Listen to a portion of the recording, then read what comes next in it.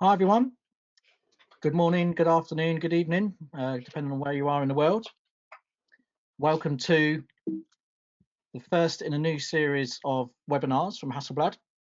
Obviously, with the social distancing that's taking place throughout the world at the moment due to the virus, we wanted to try and reach out to our audience in a different way, in contrast to the face-to-face events that we like to do. So we've decided to put on some webinars on various different topics over the next few weeks and hopefully to continue into the future, even when things are back to normal. So we're kicking off today with a Phocus 3.5 walkthrough. We've just updated Phocus to 3.5. So we're just taking this opportunity to go from start to finish and pick out some of the new features. So the presenters today, I'm Mark Whitney. I'm the EMA events manager. So normally I'm putting on the European offline events and now switching my attention to online events during this period. And my colleague Chris Cooze is going to join us today, and he's the one that's going to talk us through Phocus. He's our Global Technical Communications Manager. So I'm just going to share my screen.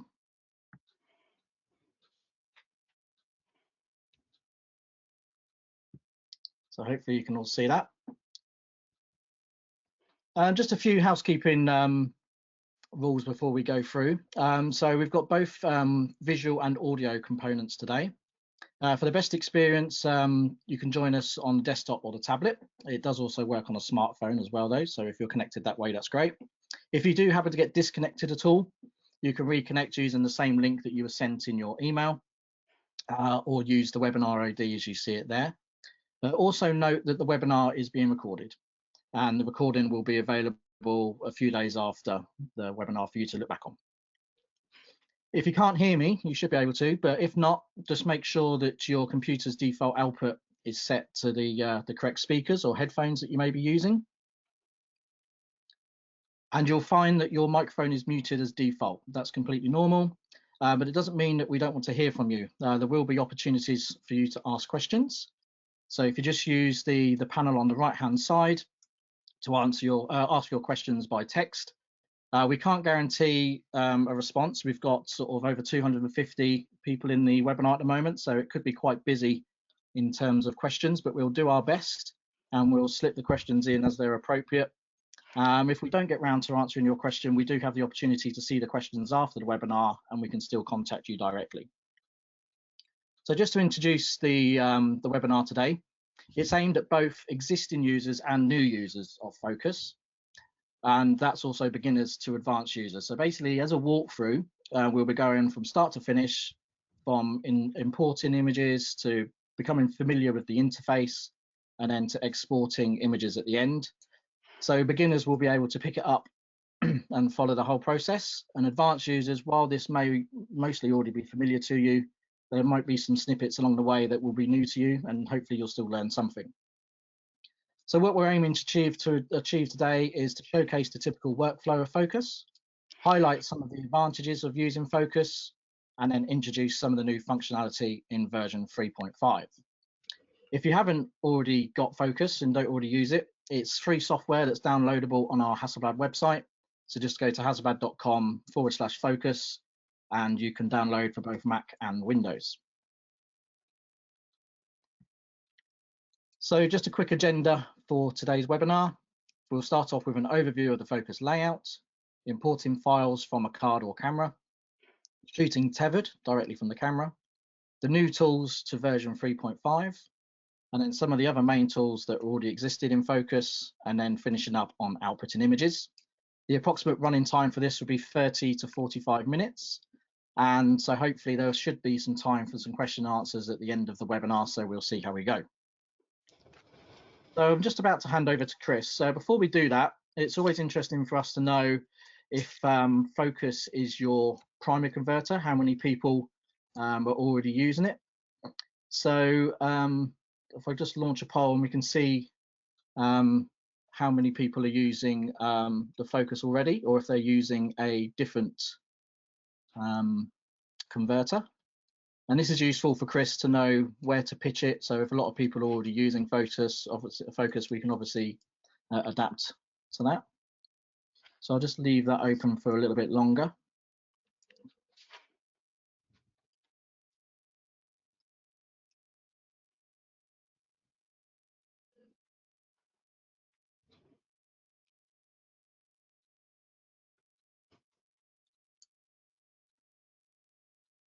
Okay, so a few votes still coming in. So,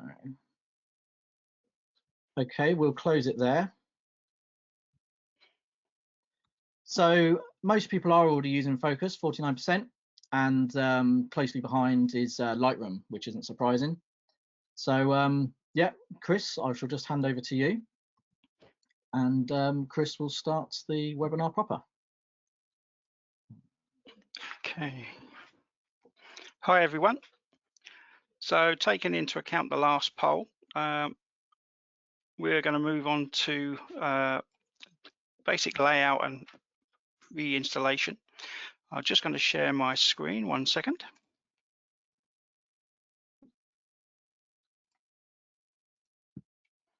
Hopefully you can all see that. So we'll go through the basics, but fairly quickly, as most of you are already existing users. So this is 3.5, pretty much a default install in terms of layout, positions of everything.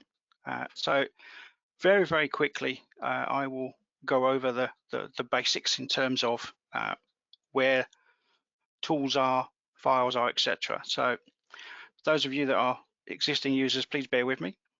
But for those that use Lightroom, you can probably see already that this looks very much similar to how you would work in the main Lightroom interface. So over on the left-hand side, you have, in this case, the Finder window where effectively your files are on your computer. Now, Phocus doesn't use a catalog, so effectively you are looking at either effectively Windows Explorer if you're a Windows user, or the Finder as you would be on a Mac. So very, very straightforward. You can create favorites, etc. along here, and quick collections as we go. We'll look at that a little bit more later. On the far right hand side, again, should look fairly familiar even to Lightroom users. So we've got 4 main tabs: capture window for when we're shooting tethered, browse, which is effectively file information, metadata, etc. And then the adjustment is the main tab you'll probably be on most of the time, which is where your main tools and adjustments would be. Finally, there's the export window or toolbar, where you have your output queue if you've given multiple files to be output, plus information about the output preview, the sizes you've selected, etc. So fairly straightforward. Along the bottom of the screen, you've got your thumbnails, and if I just click to a different folder, you can see thumbnails for that particular folder will appear along the bottom. If I just select one file, you've then got your main window here for your main adjustments, your view window. Those of you that use second screens, there is obviously the option to move that main window off to your second screen, which is probably color calibrated, and then that leaves more space on your laptop or smaller screen for showing thumbnails, tools, etc. So scalable to whatever you need. But if we just leave it in the default format here. Finally, along the top, we've got, if you like, some quick shortcuts. Export and import, which we'll obviously work through later, along with modify, delete, print, your main preferences, and then your layouts. What parts of the display do you want to keep on, switch off, which we'll work through later on. A quick ability to change between a portrait style layout and by default you get the landscape with your thumbnails along the bottom here. And then also we have file, if you like, the equivalent of virtual copy, or the metadata for the file is stored here, which we'll cover later on because that's really useful. Okay, just as a quick aside, I think we were going to ask which operating system is most people using?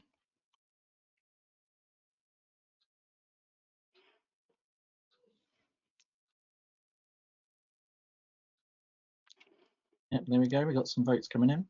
Good.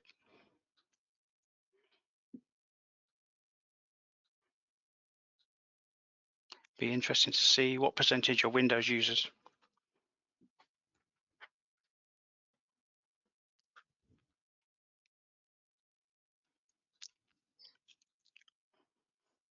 Okay. Yeah, so we'll close it there. So about 80% are Apple Mac users. Okay. So what I'll do, I'll stick to shortcuts and descriptions for Macintosh, but where there is a particular difference for the Windows system currently, I'll try to bring that so that at least you understand the differences the Windows users out there. So we're going to look very quickly here at the file window. So I've prepared some files for us to work through just to show off some of the tools and bits and pieces, but as you've already seen, this is my main laptop area. So in my favorites here, if I wanted to add an additional, all I need to do is scroll through my computer, or if I had external drives, I could access those folders as well. And then literally select the folder that I would like to get into, let's say movies, and then a right click, so a command click or an alt click, I can then use add to favorites. That then adds that particular folder up here, so it's much quicker. I don't have to navigate through everything all of the time. A little bit of a time saver. Also, we have the quick collection area. Now, this is really useful if you've got multiple folders of images. And if I go back into some demo files, I might have half a dozen images from one particular folder that I want to keep. I can now push this into a quick collection. I'll just go on to one that's got, there we go, add to quick collection. If I now go to here, it's got a completely different folder, different location. Again, move to quick collection. And now the benefit of that, okay, I've only got 2 images in this one, but I could add 10, 50, 100. If you've got multiple folders you want to put together to create a display or to show somebody the actual images that were captured, you can now use this. I've got up here the ability to create a slideshow. So I select the images that I want, slideshow. So if I had 50 images here, it would then work its way through displaying those either on a large screen or projector or a big screen I would be using for you to look through. So quick and easy. So back to our main webinar files. Now, obviously these are landscapes, so everything works really well here for the standard layout. But if I move to a more portrait style, obviously thumbnails here are quite constrained. So by using the portrait landscape adjustment, it gives me more space to work on portrait rotated images, which just makes life that a little bit easier. Just on that, Chris, is it maybe a good time to ask if of the people that do use Phocus, what they prefer, or portrait or landscape, or whether they use sure. Cool.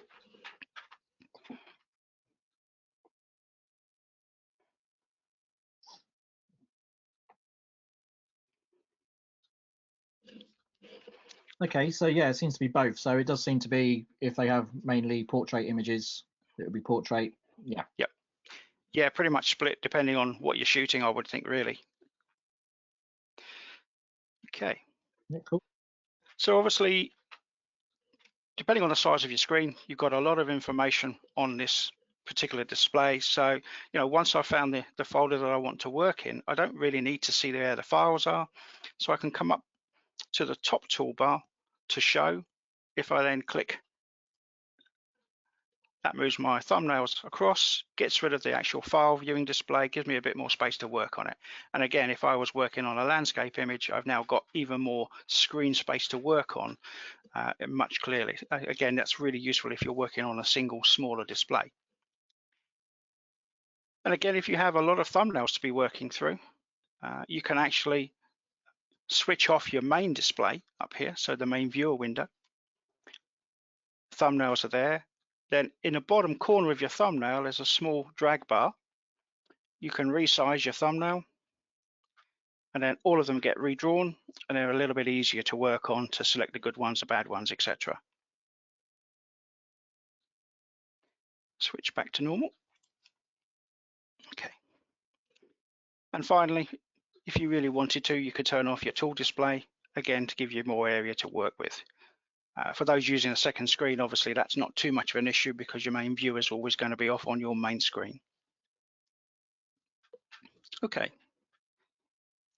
so working through some of the tools, I think going over to the main tool areas, the important point to note is out of the box, Phocus obviously has a fair few tools already switched on by default. However, you need to remember that not every tool is switched on. The list would be too long, and certain tools are by default switched off, and you need to actually put them on. So if I go up to the top corner here, ooh, wrong button. Come on. Sorry, that's my mouse. I can get to load default toolset. So this is what you would get on a clean installation. But as you saw, there are a few sections that are actually switched off. Some of them are specialists, so the reproduction mode, etc. We'll look at briefly at that later on. And the rest are mainly camera control, which you can switch on and off depending on what equipment you've got connected. Okay. So moving back to the 4 tool tabs that we briefly started on earlier on, going to start off with capture. We'll look a bit more detail at this later on, but effectively this tool tab, if you're shooting tethered, this is your primary workspace. Camera information, job information, or for importing, how it will be labeled in terms of file names and where you're actually going to be saving those files. Basic exposure controls are here. Capture sequencer, intervalometer, all of those functionalities are all here if you want them. And when we shoot tethered a bit later on, I can show you those tools live. Browse, Hey, Chris, basically. Yeah, go on. Sorry to interrupt. Just ask you a quick question about adjusting the screen. We've had a question about how it would work for 2 monitors. Is Sure. that possible? Yeah, I mean, I've only got the one, but effectively, if I go to the view menu, you've obviously got the option to show viewer window in a separate display. So if you have a secondary display connected to the actual computer, once you select that, effectively the window will put the viewer main window here. So this particular image will then go to your main display. The other windows, so location, thumbnails, and tools, stay on your what was your primary display. Does that make sense? So if you see here, you've got viewer in separate window. If I select that, this window will disappear. But obviously I don't have a secondary display plugged into this laptop at this point. Does that answer your question? Yeah, that should be good. Yeah, thank you. Okay, no problem. Okay, sorry. So going back to the tabs. So the Browse tab basically has the main information about the file that's either already been captured or exported. So everything in here, if it's the raw, you get the full information. Plus, if you added your metadata on import or at a later stage, it will contain things like, so you can see my personal information here about email, etc., who the owner of the item is, keywords. So if you put some keywords to be able to sort through later on, that would be here. So some basic metadata information there. So moving on to adjustment tab. As I say, this is probably where you'll spend 90% of your time. In terms of general layout, we already looked at turning tools on and off, but if you have a particular tool that you want in a particular place, you can actually drag tools around. So if I wanted adjustment layers higher up, just move it around. If there's a particular tool that I would like to be floating on my main area, no problem at all. So if I take the usual one for me would be the navigator window. So that particular one, if I switch on navigator and zoom, I can then click the two screen or the two boxes. That tool can now float. I can move that around anywhere I want. And then as I zoom in, you can see the navigator tool here, the area that I've got at 100% is shown by the box, and I can just like you would in Photoshop, you move the navigator window around to the area you want. When you're finished, just click that and the tool will go back. So that's floating the tools and rearranging. Obviously, the default tool set can be adjusted, and you can save a preset for your particular style of working. So I know our users that work in museums and art galleries and so on, they have a particular use for things like the reproduction mode, scene calibration mode, and so they will create a preset where basically the tools are already switched on and it's that particular tool set that you're loading, not the default one. Again, with that, it's a case of I can switch on and off what I want, and then I can create a particular preset for that. Finally, on the export tab, again, as I say here, if you've got 20 frames that you've selected for output to 16-bit TIFFs, you will see them queued here, and we'll do that a little bit later when we've got a batch output. You can click on a particular file name and it will give you the up-to-date information, and then specifically down here you've got the output size that you're currently working with. And most of this information is normally here, and I personally work with the output preview already switched on in the tools. Okay, so I think the best thing now is to actually do a workthrough in terms of bringing files in from a card scenario and then shooting some tethered files so you can see the difference. And I can explain the difference between the two types of Hasselblad raw files at that stage. So I'm going to start off by showing what an import would. Yeah, sure. Did we just have another quick survey to see how people would normally import their images? Is it normally from card or shooting tethered? It would be quite interesting to know.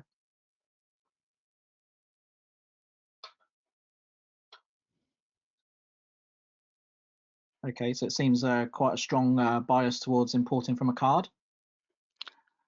Okay, so I'll spend most time on that then. Good. Okay. Perfect. So when we capture images to card in the camera, we create a 3FR file, okay, which you can see a few here that I've prepared.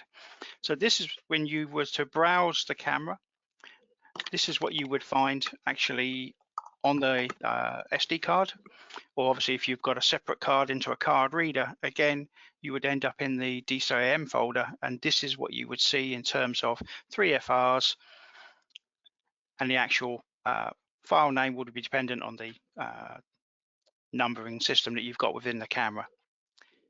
Now, interestingly, as I click on an image, you'll notice nothing happens. I get no main image appear.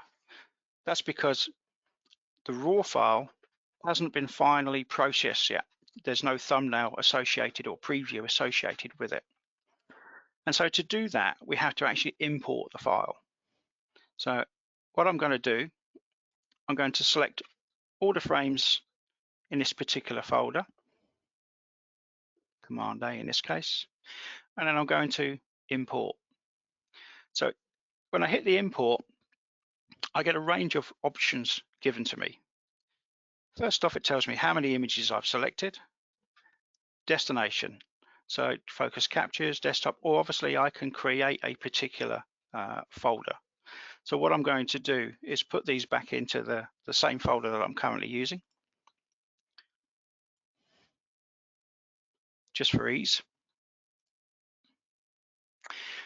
The adjustment is set to standard, and depending on what you've set up or what you've actually programmed into the system, that will be different. We'll go through that in a little while, but I'm going to leave it as standard at the moment.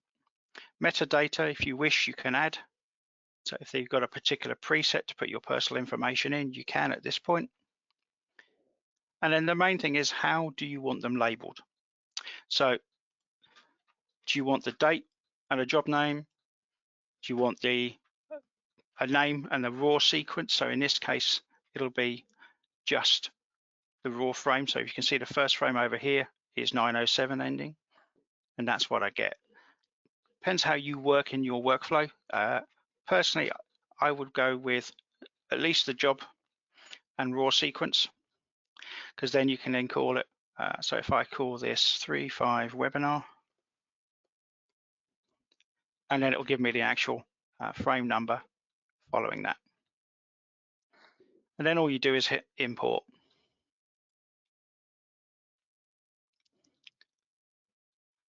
So I'll just let those half dozen frames come in. And you can see here, we've got the original 3FR in this folder. But if I now go on to the exact frame, but it's the imported one, this time we get a preview. And that's because the import process applies things like a default lens correction. It creates the preview, which is then written to the file header. So that's the full import sequence.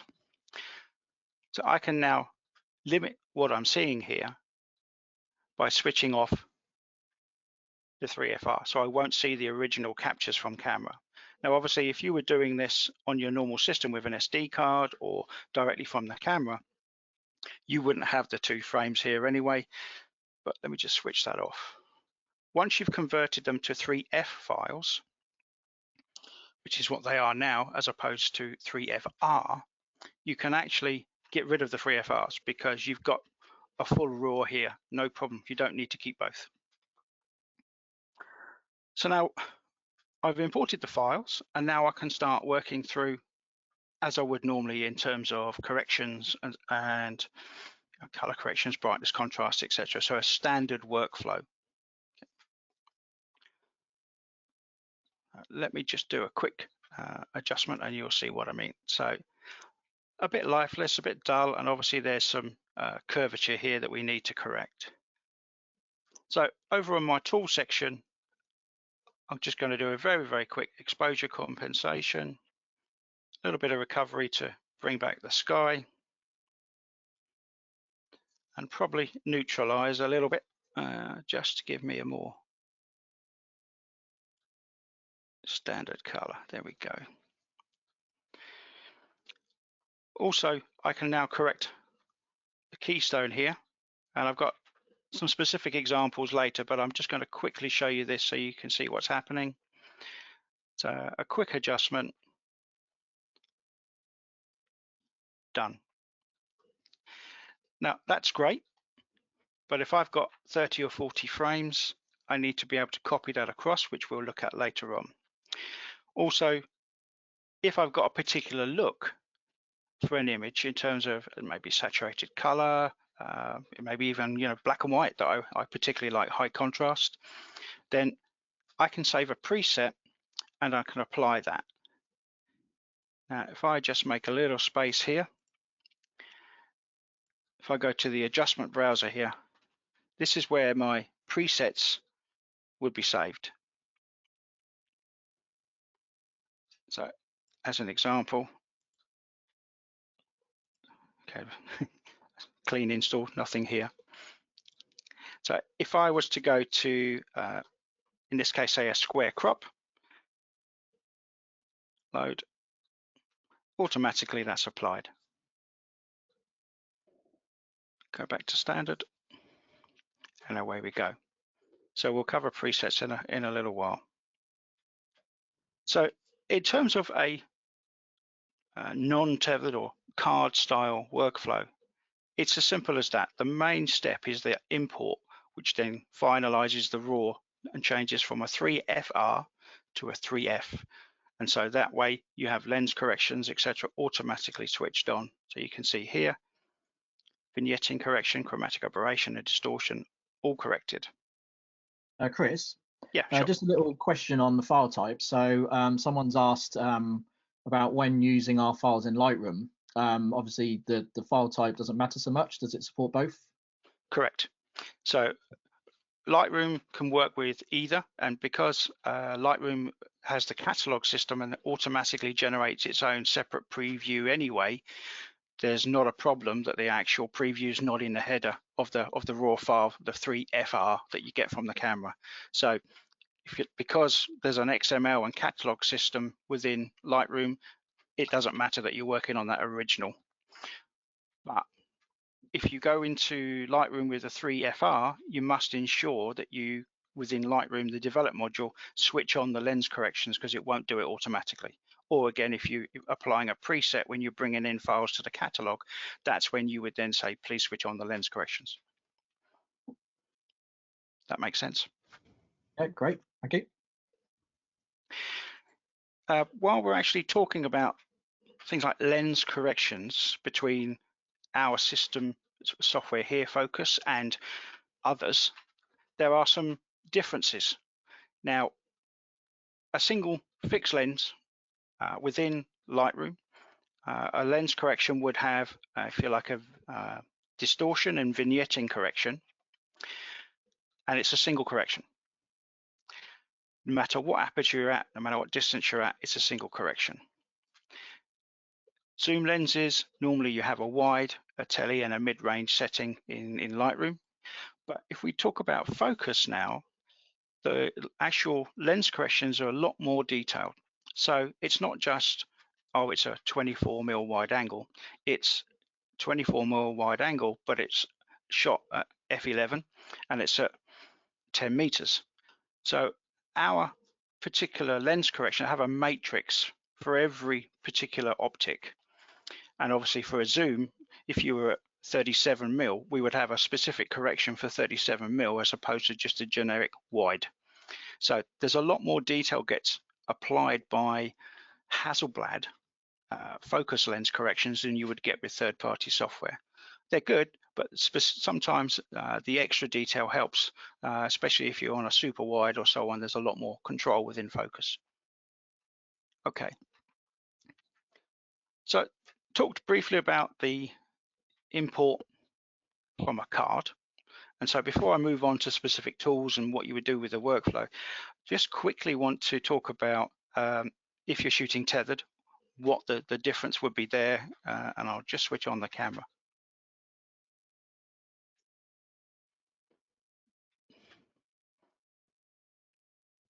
So I'm going to go to the capture window.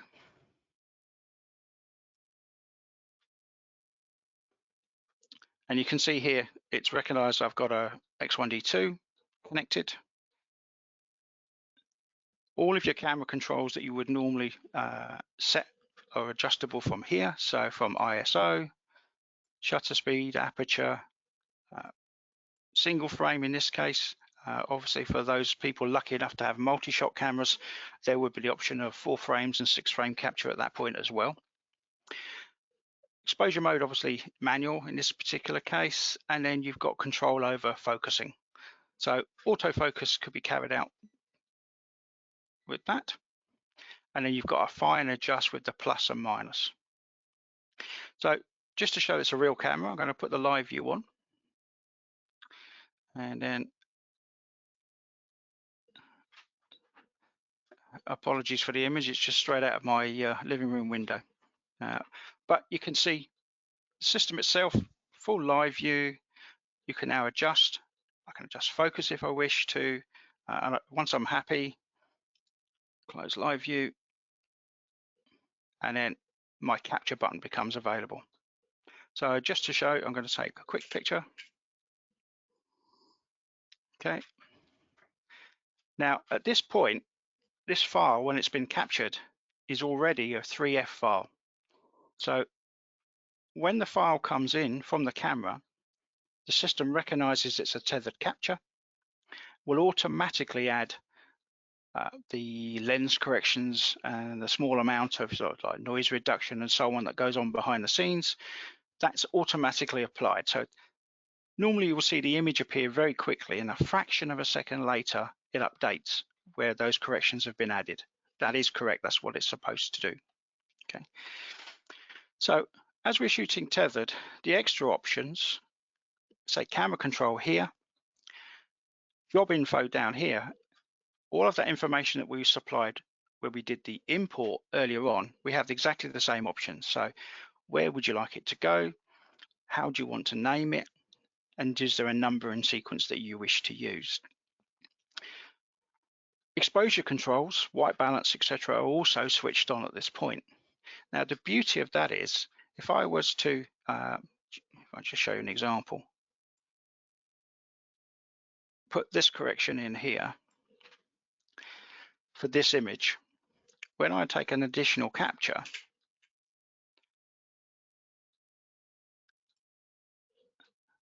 that adjustment is automatically carried over. So if you're in a studio, or if you're setting up to shoot a landscape and adjusting, maybe on the Phocus mobile iPad, when you see that later on in the series of webinars, these corrections get automatically applied over as they're brought into the system. Now, it just means you can get the first image correct and then forget about it, knowing that all of that work you did on the first frame is automatically copied over. Just saves having to manually enter it again. Okay, that's basically the difference on tethered shooting. There are additional tools in here, especially for things like accurate focus. So if I go back up to the camera controls here, and go back into live view, just switch on auto exposure, it's much easier.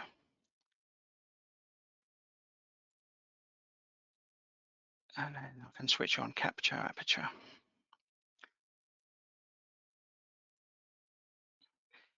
Now, you'll notice that I've got a magnifying glass. So if I actually click here, I can actually see the 100% view of the area I'm focusing on. And the graph here shows the actual level of, should we say, in focus, out of focus. So if I now adjust out of focus, you can see the graph drops. If I slowly come back up, I get to a point where I've gone probably too far. The other side, the graph drops again.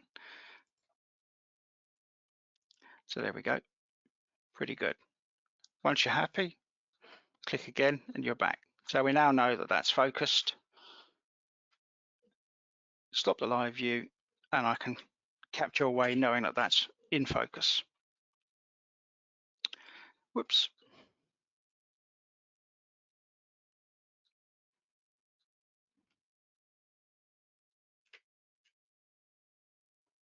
That's better. Okay, so that's your basics in terms of tethered workflow, card workflow in terms of importing in the different ways and the different types of 3FR and 3F file that we have. Okay. So moving on.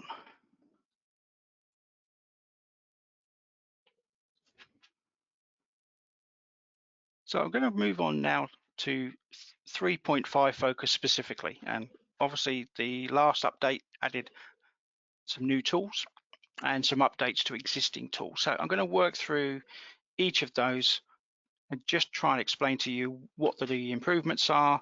And then obviously any questions as we go, please type them in. So I'm going to start off with the Defringe tool. Now, by default, Hasselblad optics are, to be honest, pretty good. The chromatic aberration in the corners and high contrast areas is very well controlled. So this particular image has been shot specifically to try and force some fringing, just so we can actually see what is going on. So if I put this file back to standard, obviously you're going to need to zoom in. So if I zoom into a particularly high contrast area, I'm probably going to need to go to 200 or even 400%. So use the space bar to tool. And there you go. You can actually see, well, hopefully the limitations of the web system will be, you still can see that particular fringing. So I'm going to go to adjust, and the fringe tool is automatically here, and there's a small dropper here. So to get a quick idea of which color it is and the level that needs correcting, just select the dropper and click. That will give you, I think I missed it.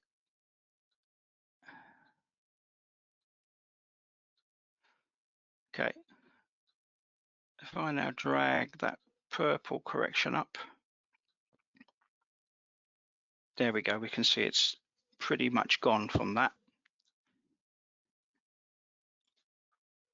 What you need to do is to check around the image that not only is any of the other purple fringing gone or green fringing gone, depending on which color you had to adjust, but also that you've not brought any other issues into an image. So obviously this is an overall correction that we've done, and there may be other areas where you're starting to push colors the other way. If that's the case, then the Defringe tool is also available on the adjustment layer corrections. So if I come up here to adjustment layers, click plus, if I scroll down, we now have Defringe available here. So with the adjustment layers, which we'll look at in detail in a little while, I can choose either a brush or gradient to apply that defringe correction to a specific area as opposed to the full image, which might be more appropriate. Okay.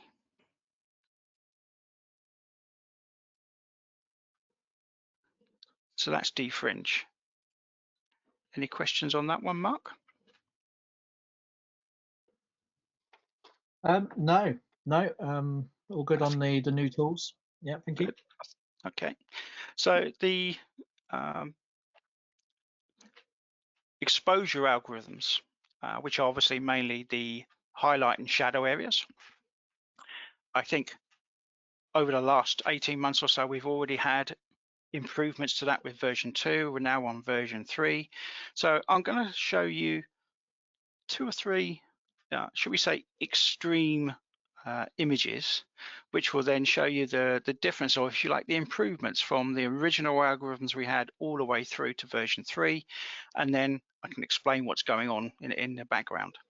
So if I take this particular image, which is pretty much as extreme as you can get, and go back to the standard, exposure is not very good at all. Burnt out highlights, shadows are beginning to block up. So this one's going to need some particular work. If I go to the exposure tool, I'm going to go to V1 just to show you what the original algorithms would have been able to achieve with this particular image. Now, personally, I believe the whole image here is a little bit too dark, so I'd probably just tweak the exposure up to open it up a little bit. And then again, unfortunately, that's made this even worse. If I zoom into this area, you can see it's pretty burnt out here. So first tool we would go for would be the recovery. And yep, quite a lot of information coming back. I'm going to take it to 100% so we can see exactly what we're in the maximum we could get. But you'll notice there's a sort of graying, yellowing. A lot of the fine detail has gone. And in the leftover high contrast areas, there's pretty much nothing there. We're even starting to introduce, I mean, you probably struggle to see it with this video display, but there's some color cast being introduced here. Now, just to show you the difference, if I go back to 0 on that and select the latest version 3, as I come up,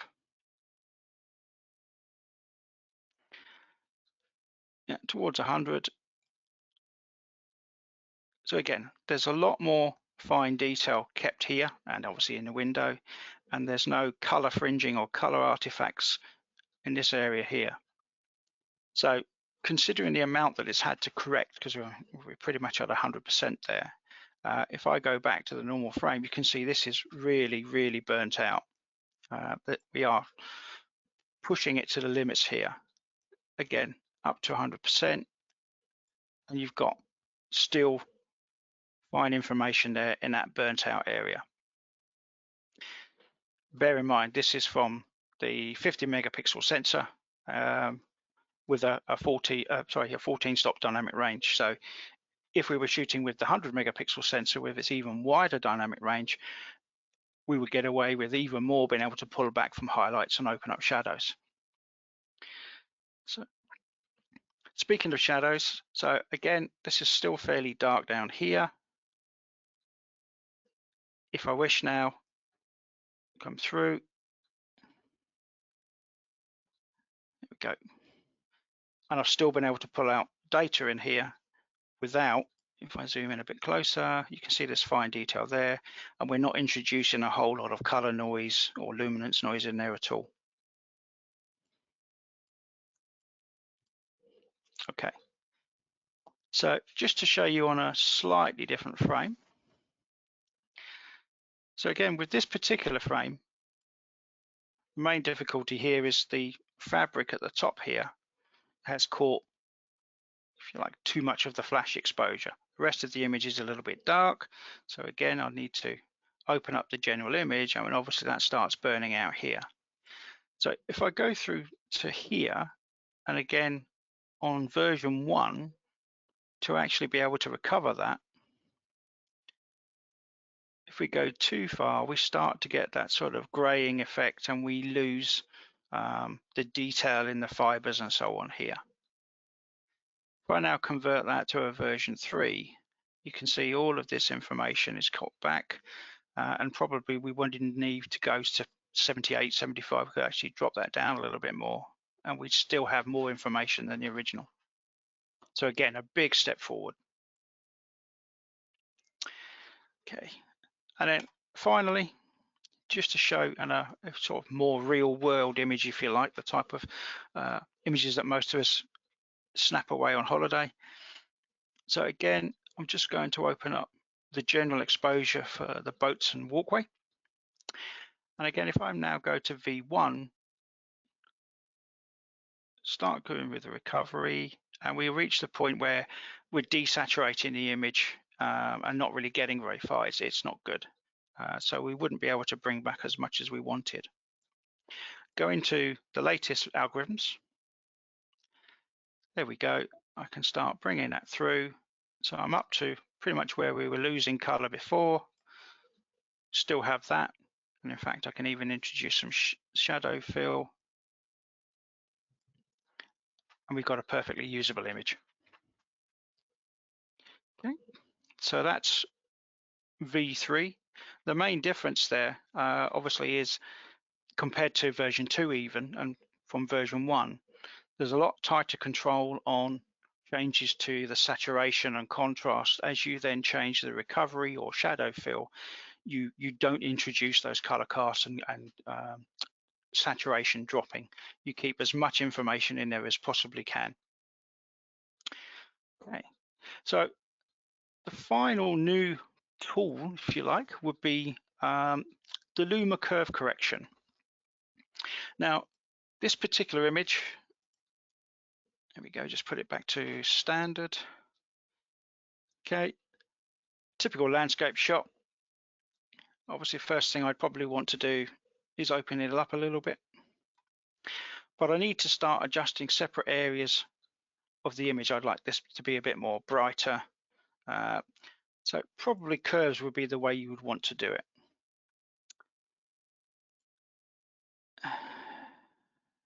Okay. I'm going to switch to a Luma Curve. And there's two ways of doing it. You can either click on a particular area on the graph and change as you would do with a normal curve correction, or if there's a specific area you want to work on, click on the tool, select it, and that will automatically put it on there for you. And then you can choose to lighten it up, and then probably I would manually just drag that down a little bit there. Again, personal preference. But the main difference on the Luma tool compared to RGB is you're literally just working on a clean luminance channel. So you're not introducing shifts in color. You're moving values up and down in terms of density only. I know RGB does it very similarly, but I suppose the best description would imagine you had a black and white sensor, and you're adjusting just the grayscale of that, and the color data doesn't shift. So that's the subtle difference between the RGB and the Luma Curve. Okay. So that's the 3.5 tool. So they're the new things. Okay. And I think you probably agree that the algorithm one is the big step forward in terms of being able to save data. Okay. Okay.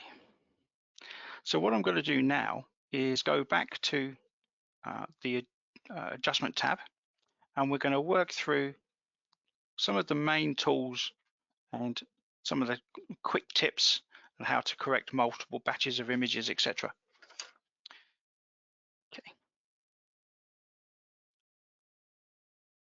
So if I go back to this image, obviously we've got our default histogram at the top here, and obviously black point, gray point, and white points here, and you can adjust by clicking.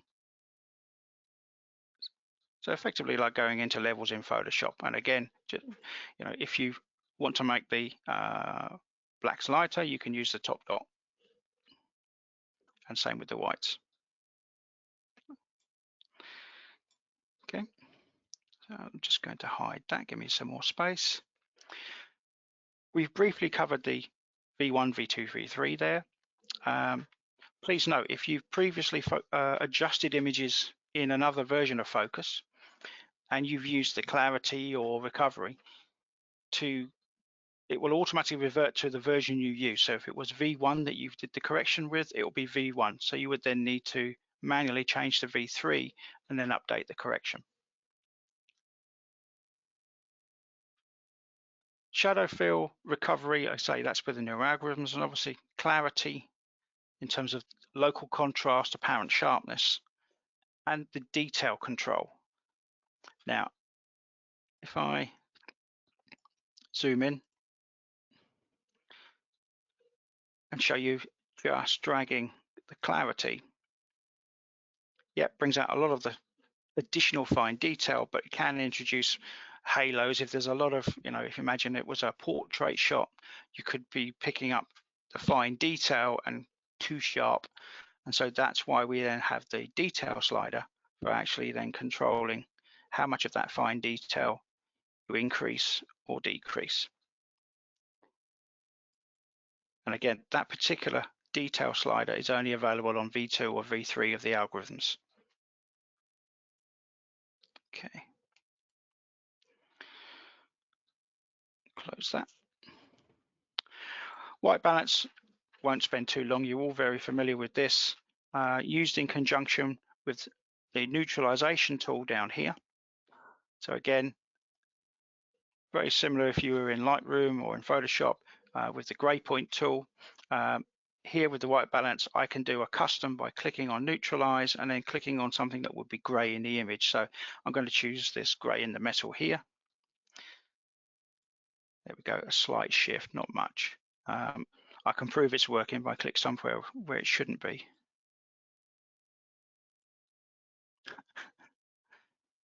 There we go.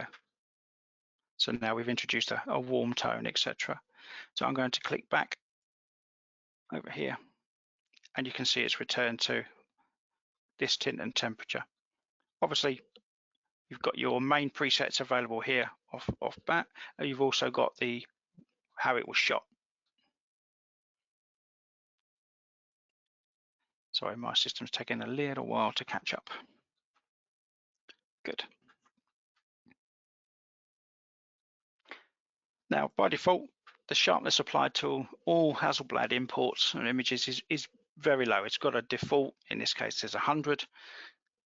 If you wish, you can create a preset where there's no additional sharpness added. But again, that depends on the type of image you're working on, etc. But as an example, if I zoom into this particular area here, we can see there's a lot of detail in the stonework. So I could, if I really wanted to, just bring it up. See if I can go to a little bit higher. So you can see we're still picking out all this detail here. Obviously, if you go too far, you then introduce all sorts of weird and wonderful artifacts, but we need to be a bit more controlled. Somewhere along those lines is still pretty good. And again, you've got your limits, thresholds, and radius controls, just as you would with the sharpness and unsharp mask in Photoshop. So curves, I think, are fairly straightforward. Again, RGB, Luma, we've just talked about.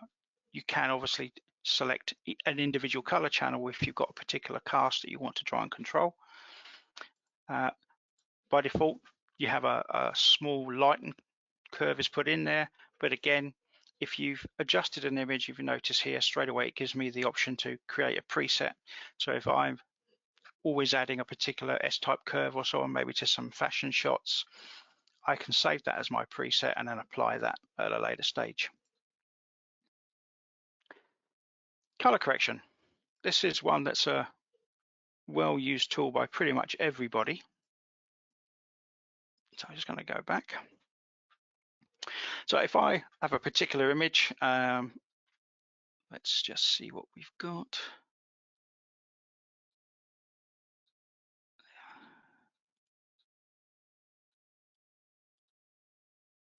Now let's stick with that for the moment. So if I want to actually introduce a color shift or correct a particular color range, let's say the blue of the sky here, the default tool is global. So saturation, vibrancy, that will affect the whole image. If I go all this way, you can see fairly saturated image. But normally you'll want to control a particular tone in the image. So click the dropper, select the blue, and it automatically comes over here. You can adjust the particular range of color that you're adjusting. I can also here, hue, saturation, and luminosity, adjust this particular tone. So I'm just going to push the saturation of the blue sky a little bit, and you can see it's telling you what's happening. So what was this tone has been remapped up here, becoming more saturated. Obviously, you can change the range of tones that are getting adjusted just by clicking and dragging. And then I can adjust to my heart's content. I can even change the blue sky to whatever tone I want. So fairly intuitive, very simple to use. And again, option to create presets and copy files to one or more, which we'll look at in a moment. Probably one of my most used tools, and I know a lot of people are the same, the grayscale tool. So again, there are simulations built in for various filters. So if we go with a green filter and switch the tool on, that's my default grayscale. I can tweak this, and again, obviously everything you're doing in the exposure area also will help that. So a bit more contrasty. And then I can tweak the general look from that default if I wish. Very straightforward. And again, that's probably one of the most used tools. Noise filter, very, very straightforward on this one. Again, the tool itself is a global tool. So if there's color noise in an image, normally a very high ISO image, the color and luminance corrections allow you to take that out. There's also the global moiré tool. I've got a particular quick image to show you on that one. So if I select this one and then zoom into 100%,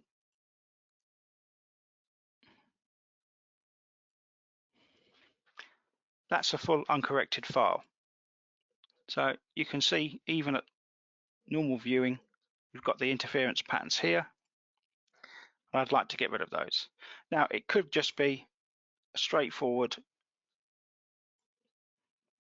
dial in, and then there we go. Moiré pattern should start to disappear, gone. But sometimes when you do this, you actually introduce other or corrections to an area of fabric, shall we say, that doesn't need it. And so once again, if it's not really a global requirement, I can go to adjustment layers.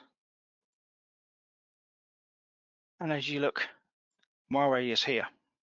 So I could choose brush, just the size, just give myself a bit more room. Okay.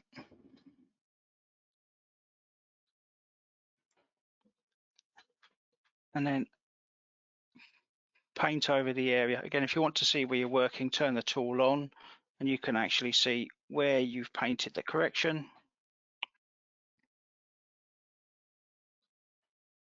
That will do just for a particular test.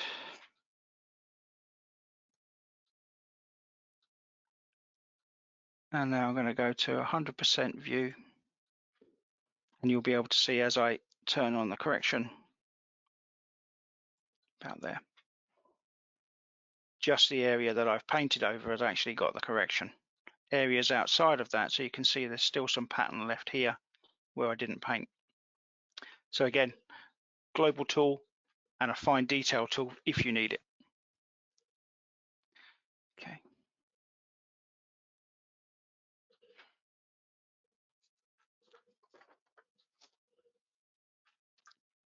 So in terms of tools, maybe it's a good point to ask, what you feel is your most useful tool, or would be your most useful tool in Phocus? Do that. So just launch poll. I've just got a few selections here. Obviously, we can't list all of them, but it'd just be good to see which ones people use most popular. Chris, just while we're waiting for the poll, we've got a question. Why do we have 3FR in the first place? What is the purpose of the 3FR file, and why have it? But when we convert it to a FFF, to be honest, it's historical in terms of when we had the CCD-based sensors, the readout time was longer than the current CMOS sensors, and so therefore the any saving you could make in terms of processing time in camera was gratefully received. So therefore those particular things were added at a later stage. Obviously now with CMOS-based sensors and much quicker readout from the sensor, it's not so much of an issue, and theoretically we could go back to everything being done in camera. But because we've got to cope with historical images, then the system gives us the option of both. Okay, so the poll there, obviously most people use the exposure module. Yep. A lot of people, 42% using adjustment layers. Cool. Color correction also very popular. Nobody's seen calibration. 16% seen calibration, so that's quite interesting. Good. Yep. Okay, so what I'm going to do now, very quickly, talk about corrections, applying corrections, single tool to many images, multiple corrections to many images, just as a way of copying corrections, basically. I'm also going to talk about creating, not exactly virtual copies, but the equivalent of. So as an example, if I work on this particular image, it's obviously got a bit of a color problem, and it looks like the other images in this batch are pretty much the same. So what I'm going to do is quickly correct the first image and straightforward neutralize. Pretty much better already.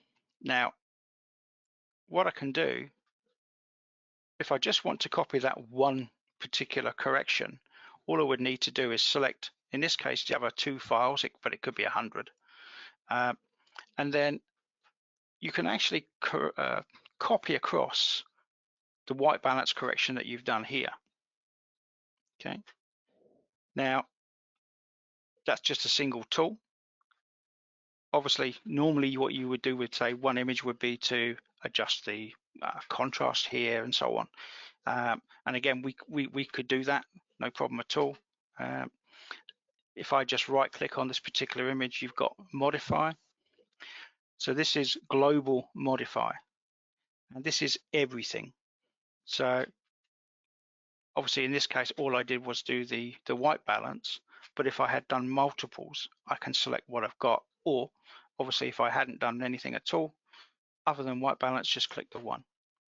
Now that's fairly quick. I can click that and it will paste that across, no problem. But obviously, if you've only done one tool, you don't want to have to go in and go, oh, I need to apply for everything. So what you can do, if I, as an example, if I click here and I do a color correction, actually, let's just neutralize that. And then I'm going to create a color correction based on that. Going to change the saturation. So again, I've got multiple frames here, all looking pretty good. Select them all, and this time, if I actually go to the tooltips there, I can select color correction only. So I may have done white balance, I may have done exposure, I may have done keystone, many other corrections, but if I only want to copy color, all I need to do is select from the tool, modify color, and it will then only copy that color correction across, nothing else. So again, just saves a bit of time if you only want to copy one particular correction, as opposed to everything you've done and selecting, deselecting all the time, trying to remember. Okay, cool. Right, so going to look at a couple of the other more popular tools. Probably one you've all used would be Keystone. So here's a typical image. My photography is not normally that bad, but this was shot for training purposes. So if I go to the Keystone correction down here, okay, very, very straightforward. Depending on, in this case, it's the building's leaning back, so I can get away with the 2 vertical grid lines, but I can do horizontal, or I could do all 4 axes. So if I was copying maybe a book or something, and I want it to be corrected on all 4 axes or all 4 sides, I can actually do that. But I'm going to stick with the vertical guides. All I need to do is align these guides with what should be vertical in the image. So very quickly, going to move that to there and to there. So it's quite rough and ready. And again,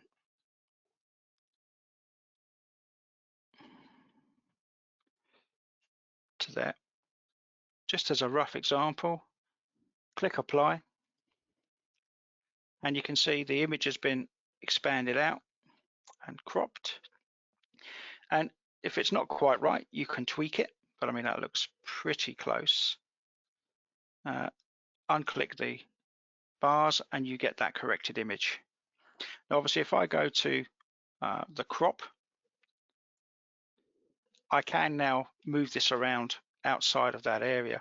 So if I want to go to a 4:3 crop, so I'd still keep the same ratio, I can, 4:3. Go to the crop tool down here, and you can see outside there, I can actually move it around the actual corrected image. Now, there are some limitations on this in the current Windows version, which will be, it doesn't allow you to crop outside. But once you're happy, I mean, I could crop that down further, but that's pretty much okay. untick the crop, and now I've got more of the top of the image as opposed to just plain pavement. Again, if you were shooting this and you knew you were going to correct, you'd probably leave more room at the top of the image. So similar on this one, again, the typical falling backwards image. Again, very quickly, just select the uprights where it should be upright. There we go, very quickly. Click apply. Yeah, looks pretty good. Again, go to crop, and now I can move that up.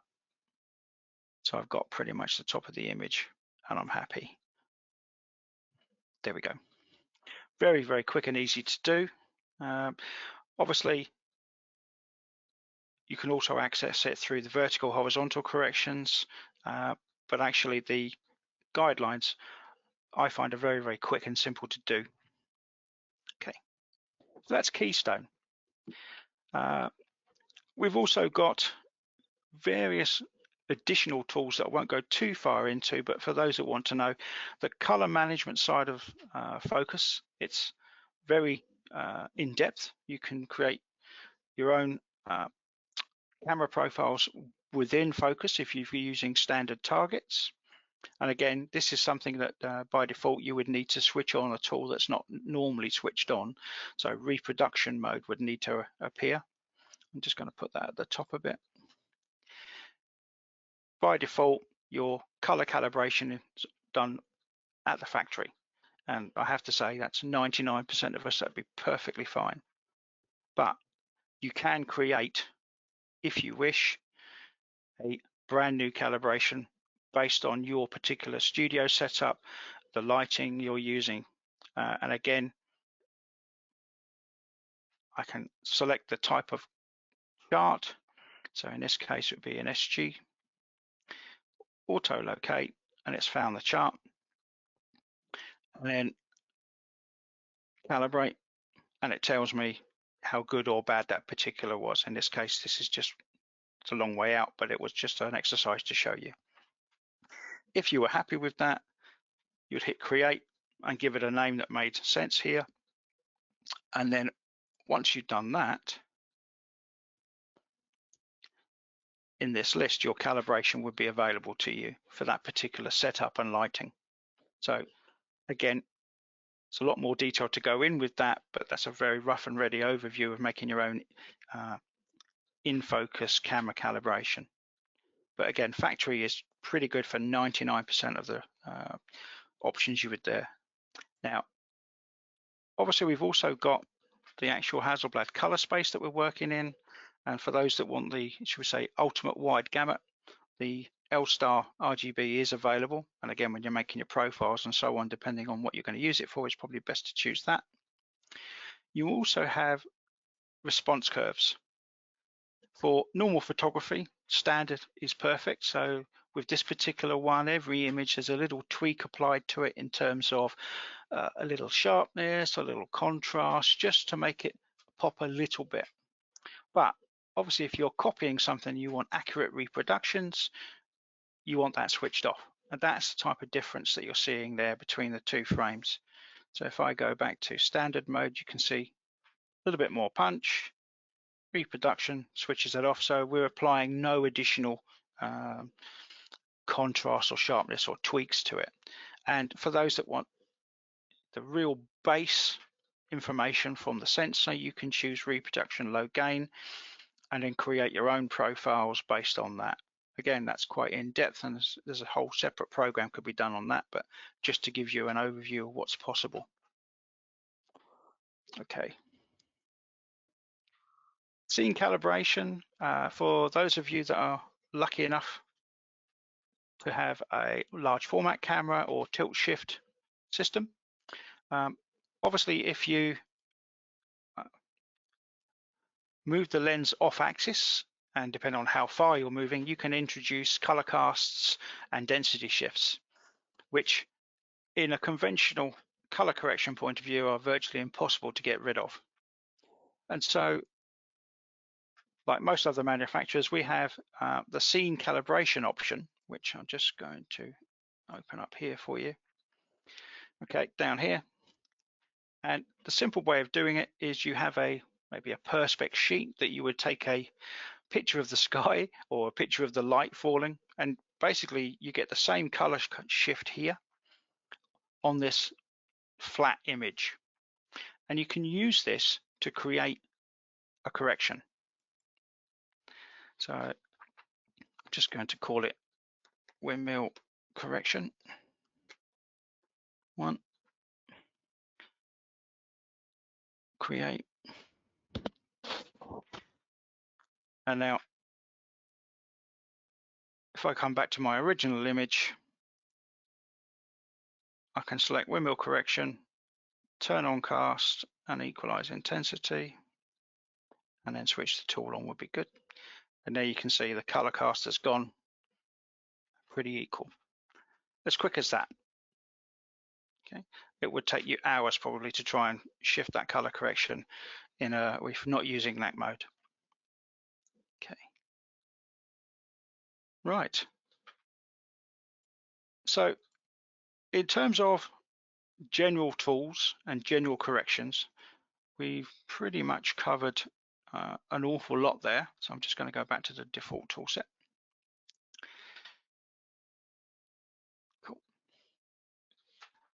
Before I move on to exporting and presets and so on, is there anything from tools that people want specifically asked to ask about?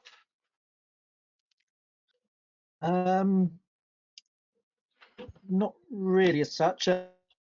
Just a quick question about the neutralization tool and yep. How wide a sample does it work from? Yeah, so I mean, you literally, I would say like a grid of 9 pixels is the biggest you would actually get. Now, at the minute, there's no option to select, you know, a larger sampling area. I mean, it's literally just taking a dropper from the pixel or two that's underneath that. But I know there's been many requests to expand that so that you can get a wider, you know, especially if you've maybe got, imagine a gray patch that's got maybe a bit of mottling on it, and it's trying to pick them, if you like, the most indicative point. Whereas if you could average out the sample, you would possibly get a better neutralization. I know that's been requested. No timescale for that at this point. In terms of, you know, as an example, if I was to hold this and then neutralize, I could come back and I've got a slightly different value. And sometimes you see a little bit more or less. So, and as you can see, you know, I've got 176 there where it should be neutral.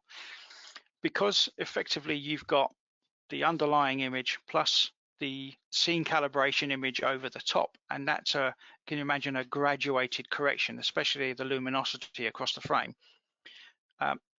You've only got to move a couple of pixels and literally you could see your pixel values move if you were then putting the neutralize tool back over it to get the readout.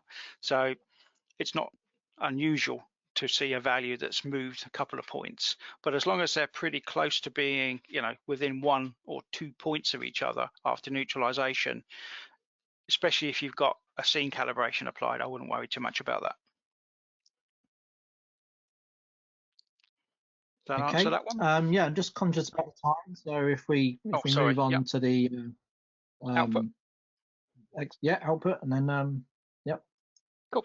Okay, so obviously 2 types of output: print directly from your computer, and then output in a finished image to actually then take off to the printers or whatever. So very quickly then, by default, the output preview tool is here, and we supply a fair few TIFF, TIFF16, JPEG, full size, medium size, PSD. Presets are in there, but obviously it is possible to set your own if you've got a specific thing that you want. So as an example, I'm just going to create a very quick one. So just call it CC. You can choose your file format, so 16-bit or 8-bit. Same again with PSDs, layers, DNGs. So I'm going to choose 16-bit TIFF. Pixels per inch. If there's a specific size that you want, or just a fast preview will give you a particular size, so 1.5 meg JPEG, or you could actually put a particular percentage of the original. So I want it 50% of what it was. Okay, so I just go full size at the moment.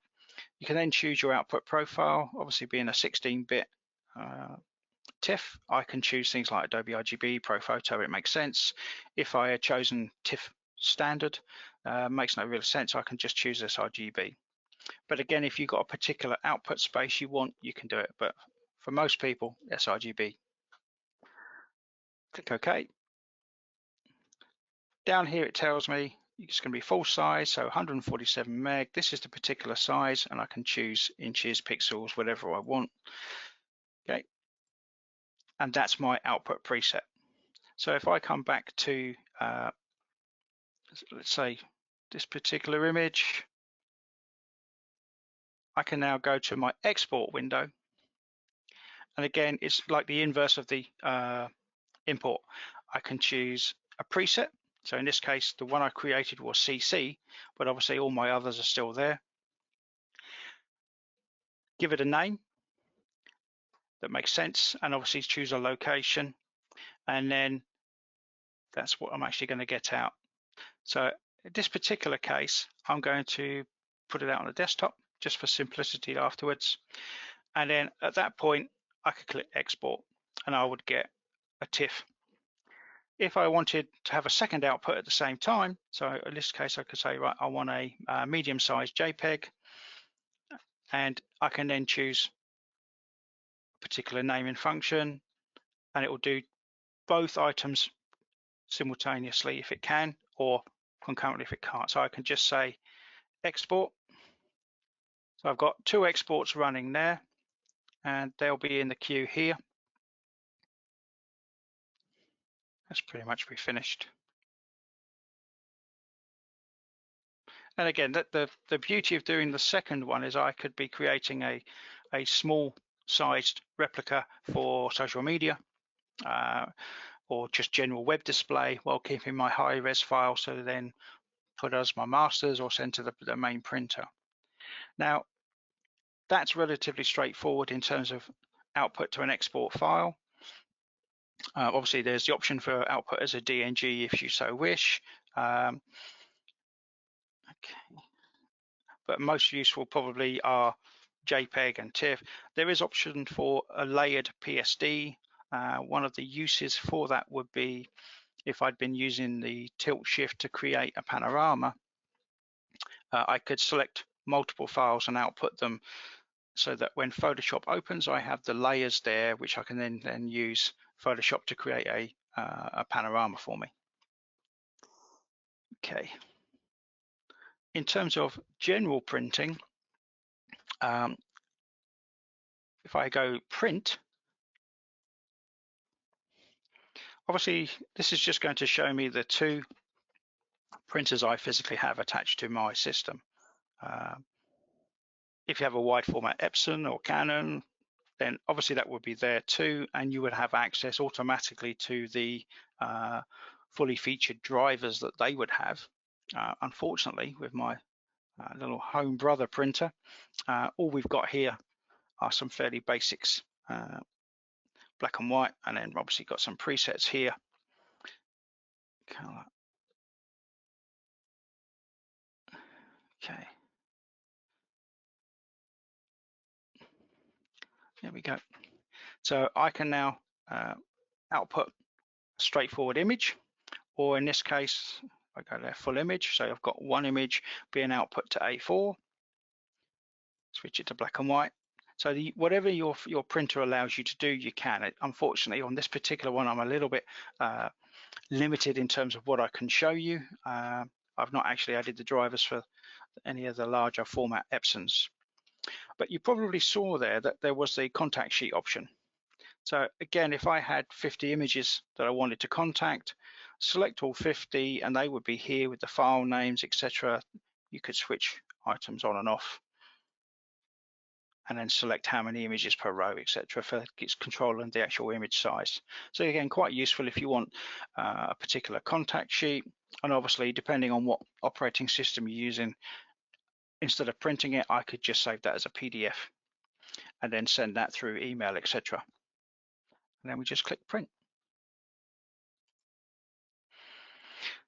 Okay. I think that about wraps the section up, Mark. Yeah, that's all good. Yeah, thank you very much, Chris. Yeah, so apologies, we've gone a little bit over time there, but still see Sorry there's a lot of about people in, so I think it was all very interesting for everyone. So just a couple of quick questions. Sure. One very quick one: is it possible to add a border when we export? No, not put in the direct drive you've got there. It's not easy to do, add a border. Okay. I think yeah, there's lots of other questions that we're not going to have time for, unfortunately, but we'll try and address those following the Yeah, we'll get webinar. back We to should it. have those on Yep. file. Cool. So if we just switch back to me now, I'll just finish up. Okay.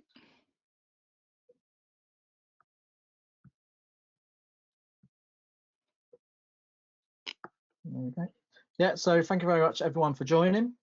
If you're interested, our next webinar is scheduled for next week on Wednesday, the 29th of April, at the same time, 3 o'clock to 4 o'clock British summer time, and you can register on our website. Chris will again be the presenter, and it's covering Hasselblad in space and the story of how Hasselblad came to work with NASA and ended up as the first camera on the moon to shoot all those iconic images. And of course, just a little shout out for our website, hasselblad.com. Go on there for all of the product info on all of our different products. You can request private demos. You can see our full partner network of retailers, and there's lots of stories on there for inspiration and our history. So thank you very much, and we look forward to hopefully seeing you on the next seminar soon.